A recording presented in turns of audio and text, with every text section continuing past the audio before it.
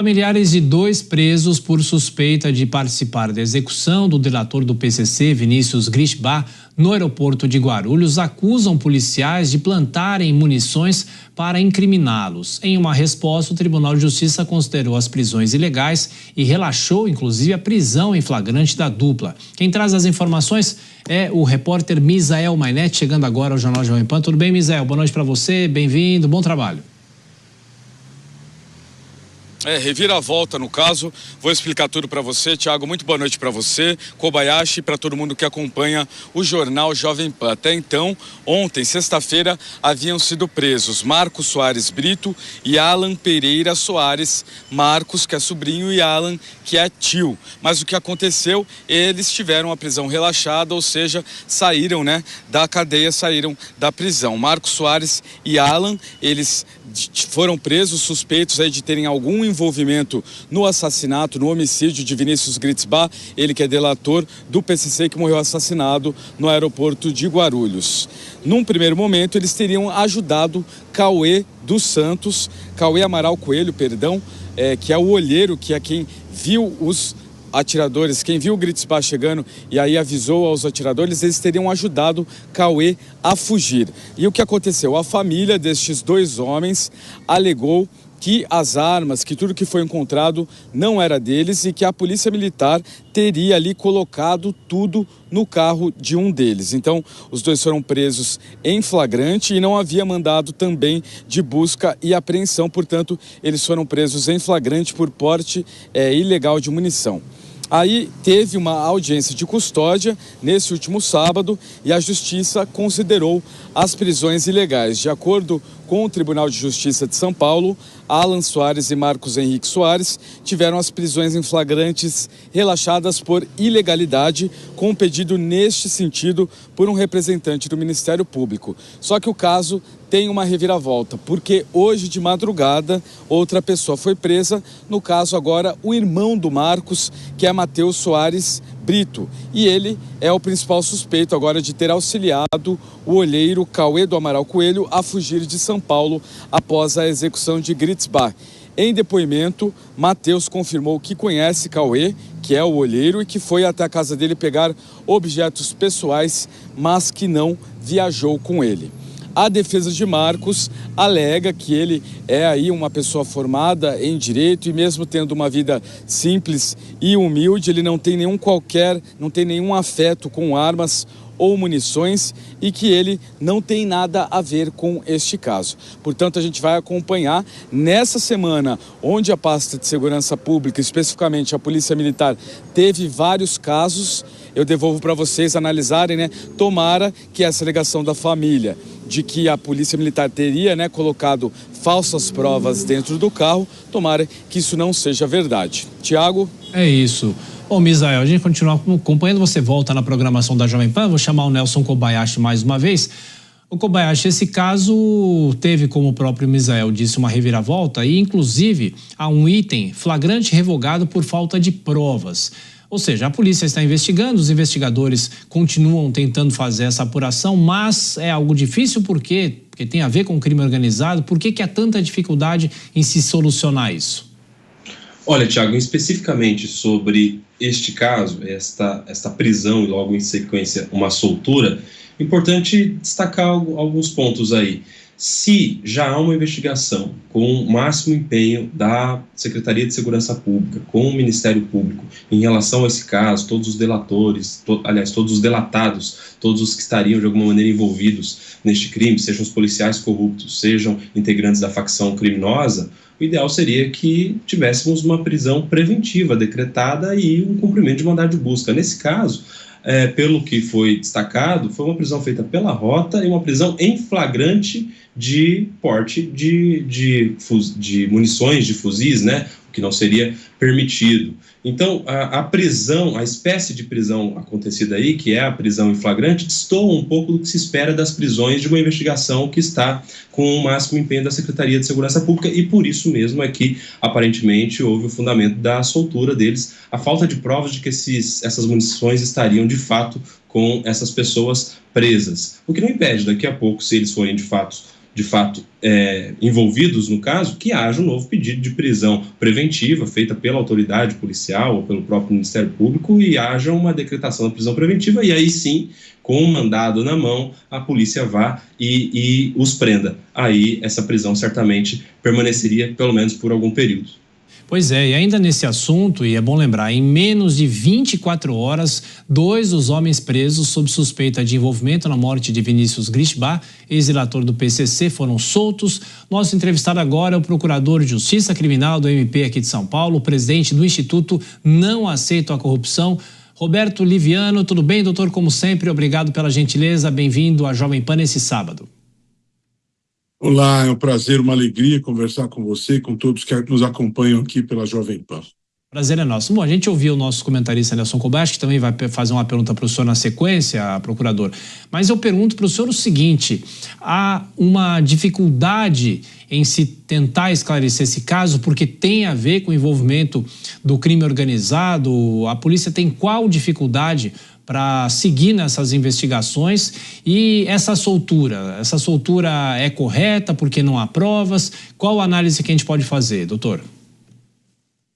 Bom, Tiago, primeiro eu quero deixar claro que eu não atuo neste caso. Eu estou fazendo uma análise de quem estuda o direito penal, o processo penal, de quem dirige o Instituto Não Aceito Corrupção. E sem sombra de dúvida, quando se decreta uma prisão processual, ou seja, uma prisão antes da condenação, é necessário que nós tenhamos evidências fortes, evidências claras, contundentes, que a prisão é imprescindível para a garantia da aplicação da lei penal, para a garantia da ordem pública, por convir à instrução processual. Essa é uma situação bastante clara, nítida, e não se pode prender alguém sem que tenhamos essa situação muito bem delimitada. Apenas aqueles que estão atuando na investigação têm as melhores condições de ter clareza em relação a isso. O que eu acho que é importante observar neste caso, Tiago, é que nós estamos lidando com um indivíduo que estava colaborando com a investigação de policiais acusados de corrupção. Por outro lado, alguém que operava com o crime organizado, né? Portanto, uma situação bastante complexa, bastante grave, bastante séria. E, por outro lado, um crime em que o indivíduo é alvo de 29 tiros de fuzil em pleno terminal de desembarque de Guarulhos. Portanto, uma situação em que o crime organizado, seja o próprio PCC, seja uma banda corrupta da polícia, quer mostrar força, quer mostrar que tem condições de praticar um crime desta gravidade. Eu penso que a única resposta possível é a elucidação deste crime de maneira rápida.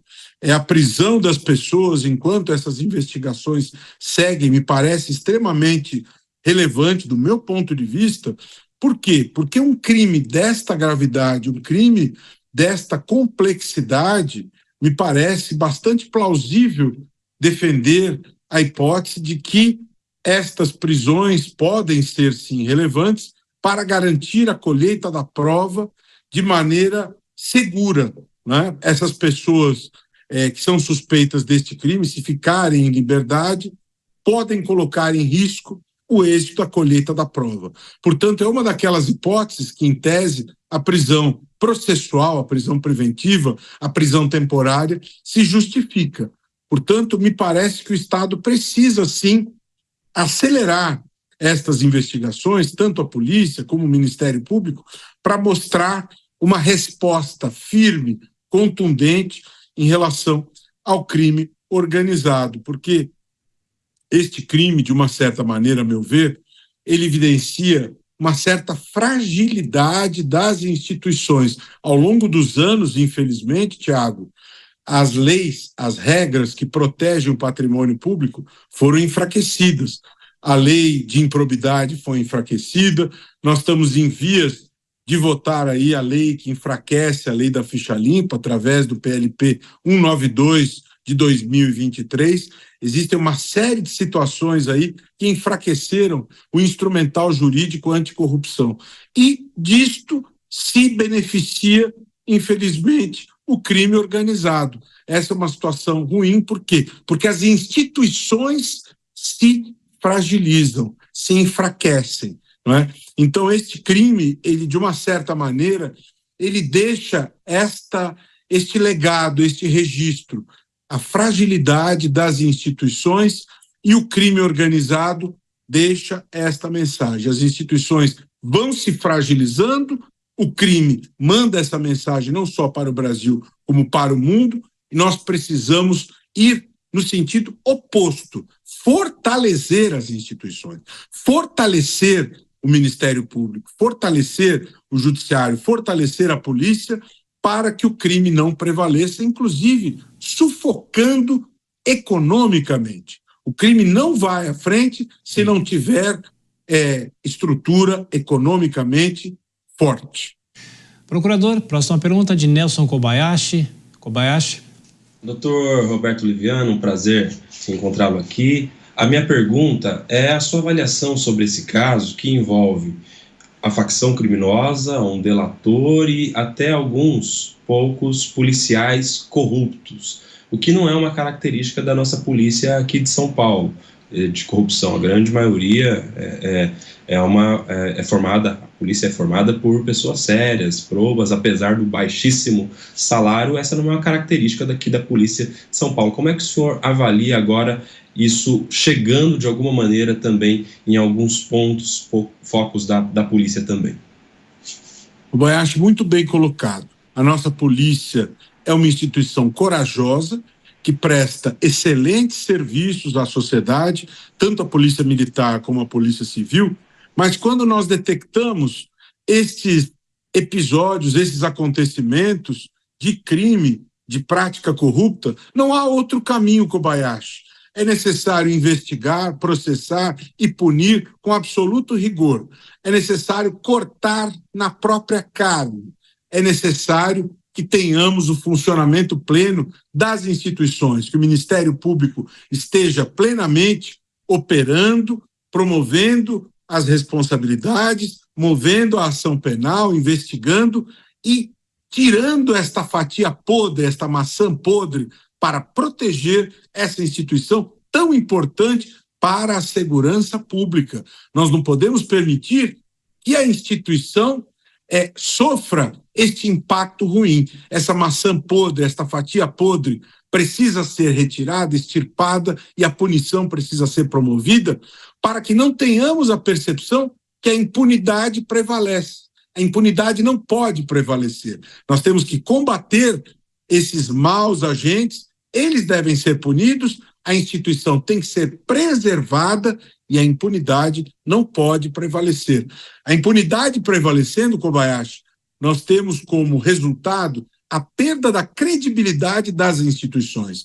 E essa perda de credibilidade é extremamente danosa em todos os sentidos, inclusive gerando um processo erosivo para a nossa democracia.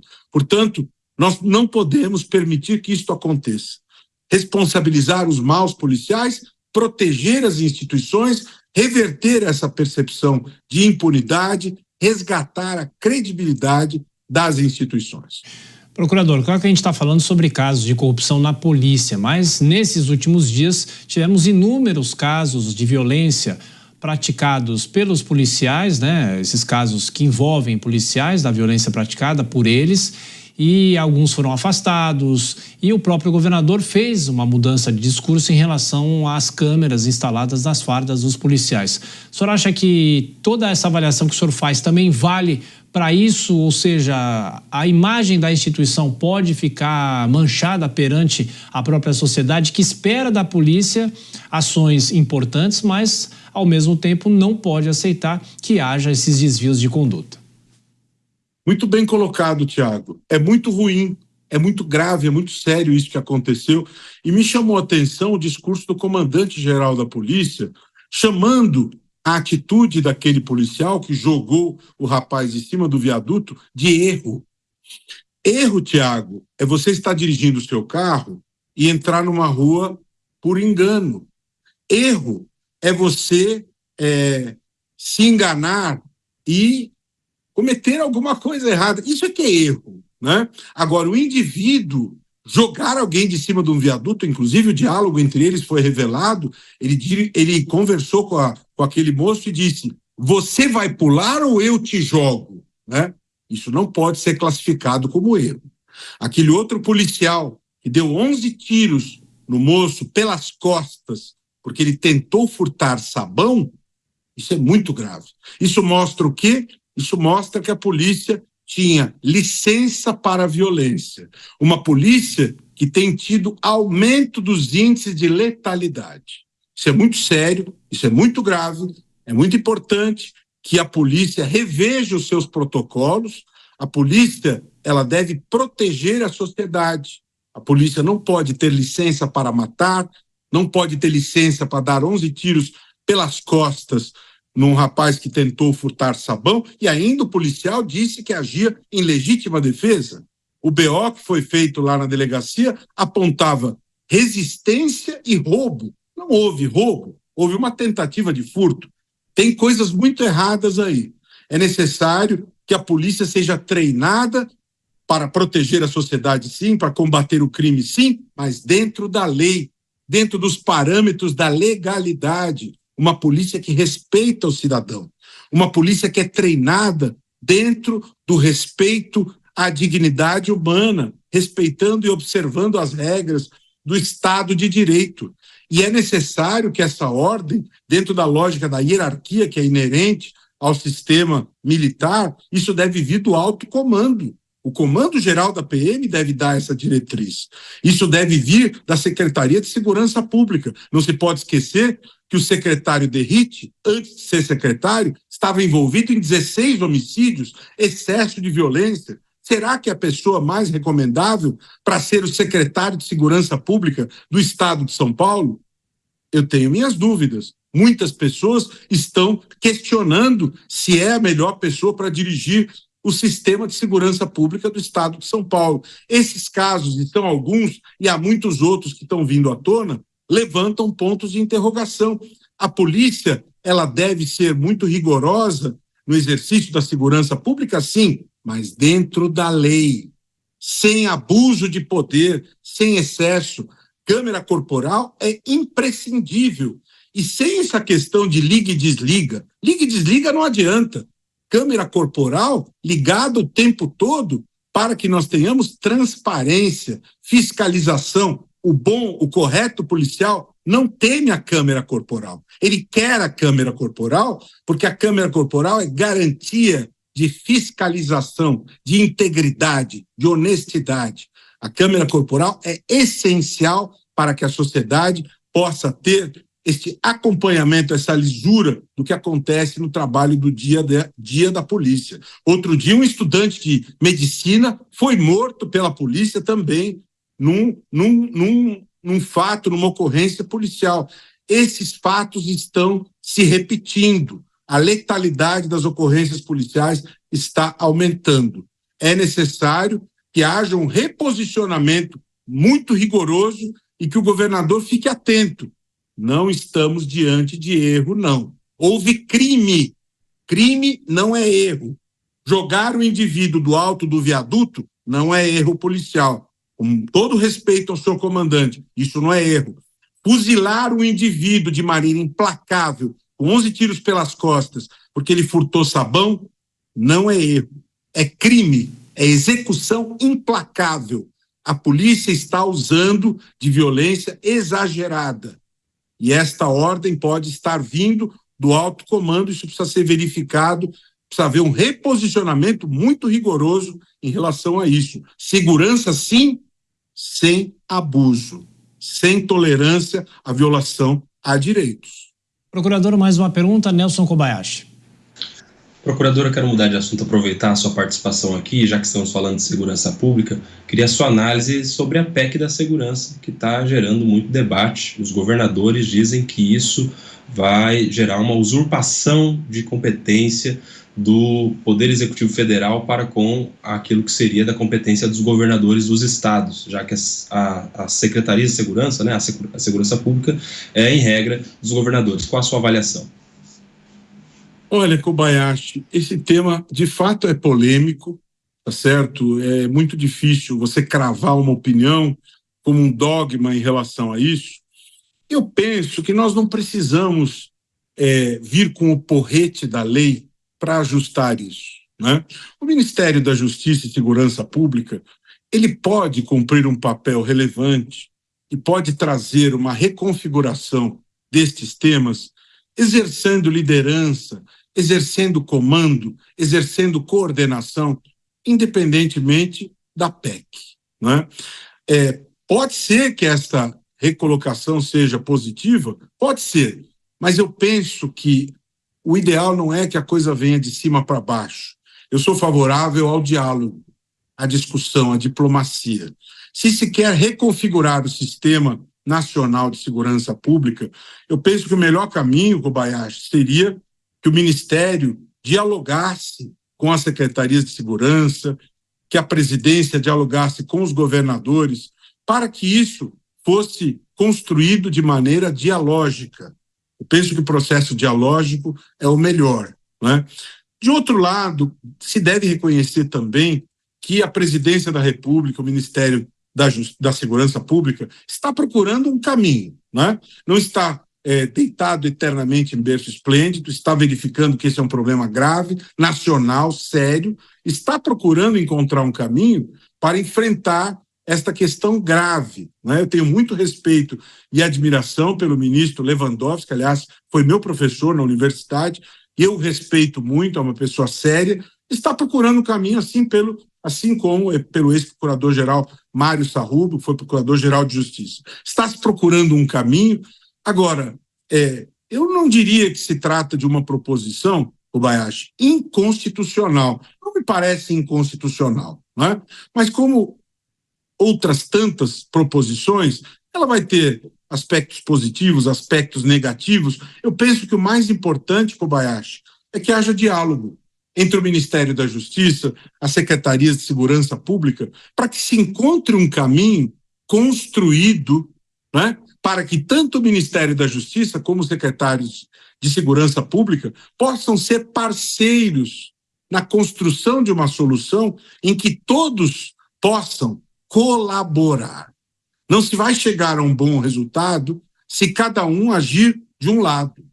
Para termos um melhor resultado, precisamos de cooperação, de colaboração do Ministério da Justiça junto com as secretarias de segurança pública. Sem cooperação, sem colaboração, não avançaremos. E não podemos excluir também as guardas civis, as prefeituras, porque a violência, a criminalidade é um dado e realidade nacional. É necessário que todos trabalhem, é necessário trabalhar com informação, com tecnologia, com cooperação, com avanço tecnológico, com interoperabilidade de sistemas, com eficiência da gestão da informação, tá certo? E não com porrete da mudança legal sem diálogo, né? Eu penso que alguns ajustes podem acontecer, mas que isso seja construído de maneira dialógica entre federação, estados, municípios, para que tenhamos um caminho melhor em busca deste êxito em relação ao enfrentamento da criminalidade. Procurador, rapidamente uma última pergunta, ainda dentro desse assunto que o Kobayashi tocou com o senhor, porque a grande discussão é se eventualmente a autonomia dos estados, até dos municípios, mas essa autonomia estaria sendo ferida por essa PEC. O senhor fala da discussão que não é inconstitucional na visão do senhor, mas se isso for verificado, porque claro que a questão política acaba se misturando um pouco com esse debate jurídico, né? Se houver qualquer constatação, se houver efetivamente uma perda de autonomia, aí o Supremo, por exemplo, pode derrubar a PEC, se a PEC vier a ser aprovada no Congresso Nacional, é bom lembrar. Tiago, veja, os governadores, existe um embate aí de natureza política, claro, né? Existe um embate de forças político. Hoje, se você examinar os termos da Constituição, se coloca que a segurança pública é uma atribuição, é responsabilidade dos estados, né? Então, os governadores, vamos dizer, está se invadindo a minha esfera, cabe ao Ministério da Justiça a coordenação, então está havendo uma invasão da órbita, das minhas prerrogativas, das minhas responsabilidades. É óbvio que este assunto, se avançar e for aprovado, nós vamos ter um exame da constitucionalidade deste tema pelo Supremo Tribunal Federal. E não podemos nos esquecer, Tiago, que o direito é uma ciência de natureza interpretativa. E a interpretação é algo que ocorrerá, um exercício que ocorrerá por obra dos 11 ministros do Supremo Tribunal Federal. Eles vão se debruçar em relação a isso e vão analisar, na conjuntura que nós vivemos, de acordo com esses elementos que se colocam, é razoável entender que está havendo esta invasão das atribuições dos estados, está havendo essa usurpação de poder por parte da União em relação aos estados, né? Sempre lembrando, e me parece que esse é um componente importante nesta análise, direito é, antes de mais nada, razoabilidade e bom senso, né? O Supremo, ele partirá deste pressuposto, né? A análise não será algo frio, algo feito no isolamento de uma torre de marfim. Esta análise será feita de acordo com a realidade dos fatos, ou seja, com os números candentes da nossa violência, da nossa criminalidade, e a busca que se faz em reverter este drama da violência e da criminalidade. Então, todos esses componentes, Tiago, eles farão parte do exercício exegético, do exercício interpretativo que o Supremo Tribunal Federal fará se houver a aprovação e se essa questão for submetida ao exame de constitucionalidade pelo Supremo Tribunal Federal. Você me pergunta, em tese o Supremo pode afirmar essa inconstitucionalidade? Em tese pode, porque o direito, diferentemente da medicina, da biologia, da engenharia, é uma ciência de natureza interpretativa. E o Supremo fará uma interpretação. Não estamos falando de uma ciência de natureza exata, né? Então, uma interpretação da norma. Houve essa invasão, não houve invasão? É o Supremo que nos dará a palavra final. Meus caros Tiago, Kobayashi e todas e todos que nos ouvem, se quiserem continuar essa discussão, eu me coloco à disposição no Roberto Livianu Oficial lá no Instagram. Será uma honra e um privilégio para mim. Perfeito. Procurador, mais uma vez, obrigado pela gentileza, um excelente fim de semana. Procurador Roberto Livianu, mais uma vez, participou da programação da Jovem Pan. Muito obrigado.